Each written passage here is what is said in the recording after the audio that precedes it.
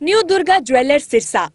खारिया वाले प्रभुजी सोनी व पीली मंदोरी वाले सज्जन सोनी का भारत सरकार द्वारा मान्यता प्राप्त मशहूर hallmark jewellery showroom new Durga jewellers Parshuram Chowk Sirsa. अधिक जानकारी के लिए संपर्क करें 9813932001 या 9466697217। नमस्कार, एक बड़ी अपडेट के साथ शुरुआत करेंगे जो कि सिरसा के कालावाली से है, जहां पर कालावाली के गांव देसू मलकाना में भाखड़ा नहर के हेड में डूबने से 2 युवकों की दर्दनाक मौत हुई है।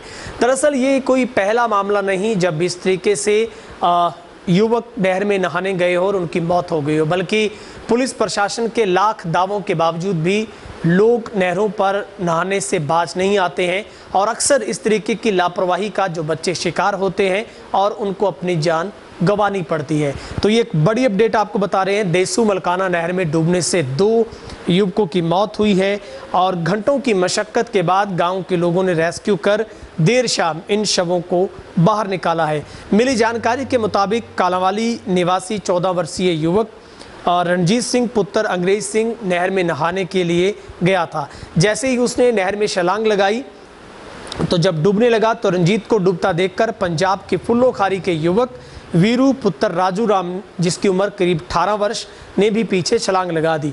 लेकिन रणजीत सिंह ने वीरू को गर्दन से पकड़ लिया और वीरू ने उसको बचाने का प्रयास किया, लेकिन दोनों ही डूब गए। यानी एक को बचाने के चक्कर में जो दूसरा नहर में उतरा था उसकी भी डूबने से मौत हो गई। आप तस्वीरें देख सकते हैं।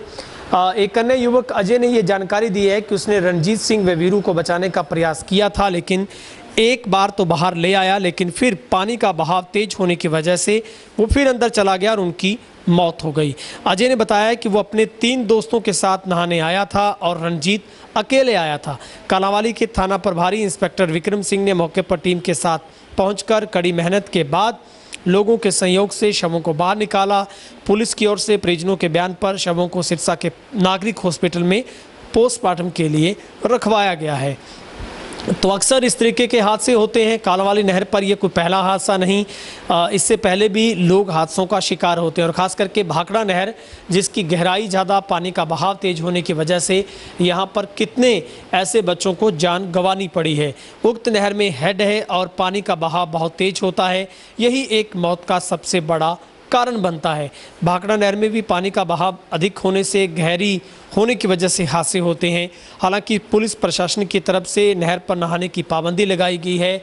इसको लेकर एडवाइजरी लगातार पुलिस प्रशासन की ओर से जारी की जाती है।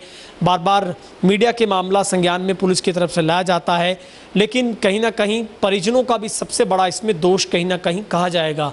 और ये एक लापरवाही का शिकार बच्चे तो होते ही होते हैं, लेकिन माँ बाप भी उतनी केयर टेकर नहीं बन पाते हैं कि वो अपने बच्चों की देखभाल कर सके। तो हम अपने चैनल के जरिए अपील करते हैं आपसे, अगर आपके भी दाएं बाएं किसी भी नहर में बच्चे अगर नहाने के लिए जाते हैं तो आप उनको वहाँ से रोकिए। और माँ बाप की भी जिम्मेवारी बनती है कि अगर आपका बच्चा घर से बाहर नहाने के लिए अपने मित्रों दोस्तों के साथ जा रहा है तो आप उस पर रोक टोक शुरू कीजिए, और कहीं ऐसा ना हो कि इस तरीके के हादसे इसी तरीके से बढ़ते रहें। और ऐसे में आपको भी एक समझदार दर्शक होने का साथ देना है।